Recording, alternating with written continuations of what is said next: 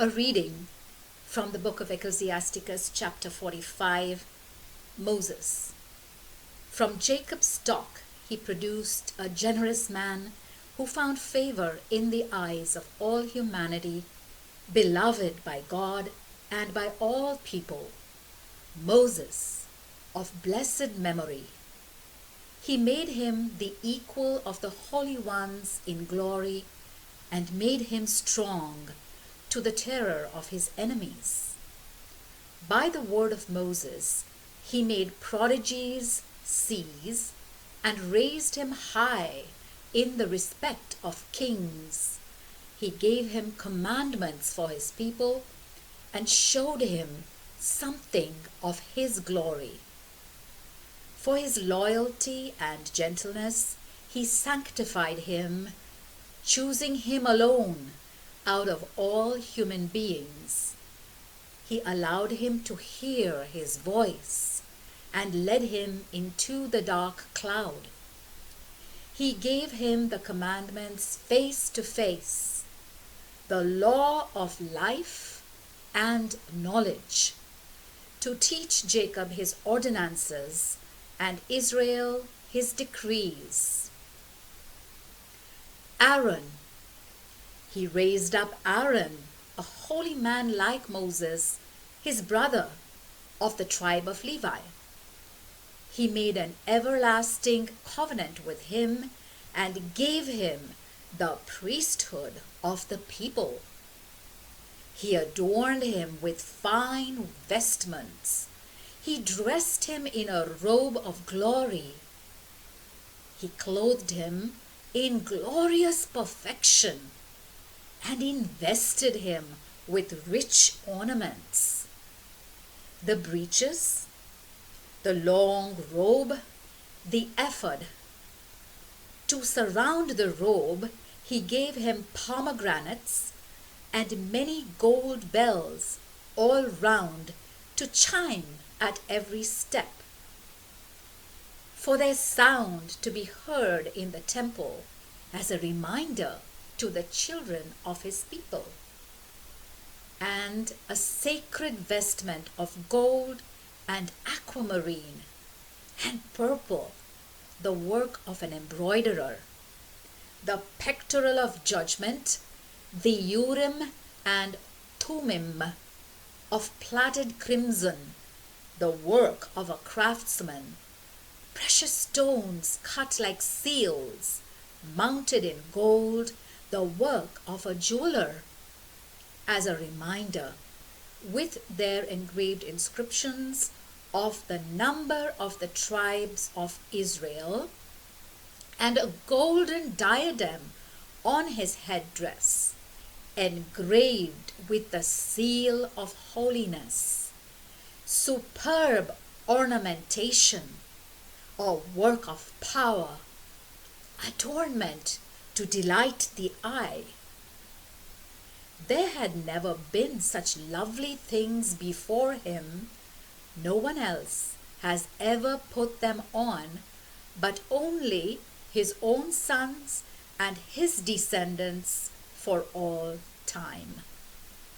His sacrifices shall be burnt entirely twice each day and forever.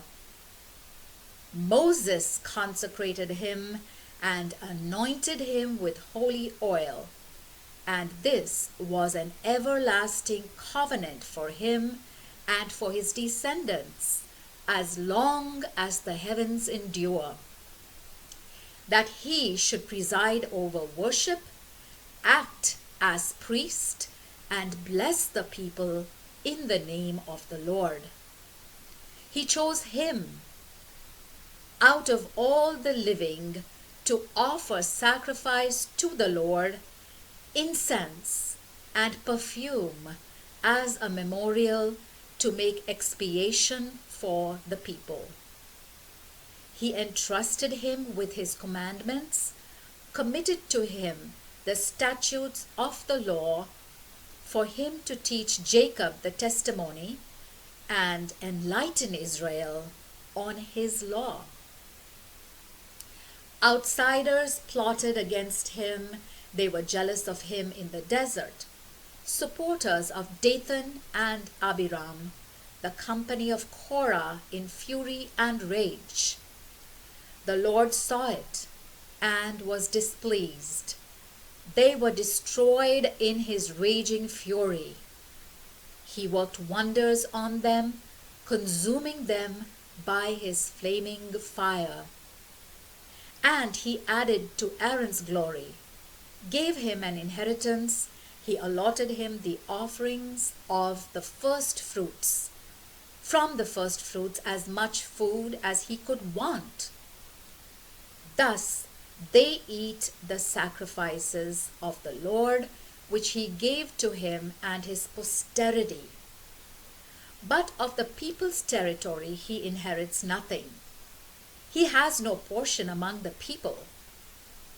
For I myself am your share and heritage. Phinehas, son of Eleazar, is third in glory because of his zeal in the fear of the Lord, because he stood firm when the people turned away, with the staunch devotion of his heart, and he made atonement for Israel. Hence, a covenant of peace was sealed with him, making him governor of both sanctuary and people, and securing to him and his descendants the high priestly dignity forever. There was also a covenant with David, son of Jesse, of the tribe of Judah, a royal succession from son to son, but the succession of Aaron passes to all his descendants.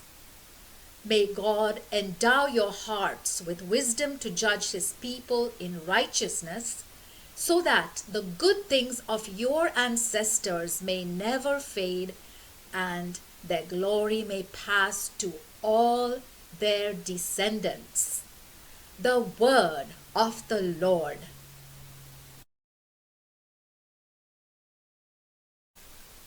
A reading from the book of Ecclesiasticus, chapter 46. Joshua. Mighty in war was Joshua, son of Nun, successor to Moses in the prophetic office, who in accordance with his name was a great savior of the chosen people, wreaking vengeance on the enemies who opposed them, and so bringing Israel into its inheritance. How splendid he was when, arms uplifted, he brandished his sword against cities. Who had ever stood so firm? He himself led the battles of the Lord.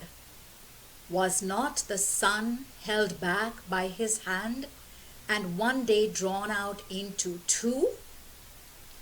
He called on the Most High, the Mighty One, while the enemy were pressing from all directions. And the great Lord answered him with hard and violent hailstones. He fell on that enemy nation, and at the descent destroyed all resistance, to make the nations acknowledge his warlike prowess, and that he was waging war on behalf of the Lord. Caleb, for he was a follower of the Mighty One, showing his loyalty in the time of Moses. He and Caleb, son of Jephunneh, by opposing the whole community, by preventing the people from sinning, and by silencing the mutters of rebellion. Hence, these two alone were preserved out of 600,000 foot soldiers, and brought into their inheritance a land where milk and honey flow. And the Lord conferred strength on Caleb too, which stayed by him into old age, so that he could invest the hill country which his descendants kept as their inheritance, so that every Israelite might see that it is good to follow the Lord. The judges. The judges too, each by his own name, all men whose hearts were never disloyal, who never turned their backs on the Lord, may their memory be blessed. May their bones flourish again from their own place, and may the names of those illustrious men be worthily borne by their sons. Samuel. Samuel was the beloved of his Lord. As prophet of the Lord, he instituted the kingdom and anointed rulers over his people. By the law of the Lord he judged the assembly, and the Lord watched over Jacob. By his loyalty he was recognized as a prophet. By his words he was known to be a trustworthy seer. He called on the Lord, the mighty one, when his enemies pressed in from all directions, by offering a sucking lamb. And the Lord thundered from heaven and made his voice heard in a mighty sound. He massacred the leaders of Tyre and all the rulers of the Philistines. Before the time of his everlasting rest, he bore witness to the Lord and his anointed. No property, not even a pair of sandals, have I ever taken from anyone, nor did anyone accuse him. Even after falling asleep, he prophesied again and warned the king of his end. He lifted up his voice from the earth in prophecy to blot out the wickedness of the people. The word of the Lord.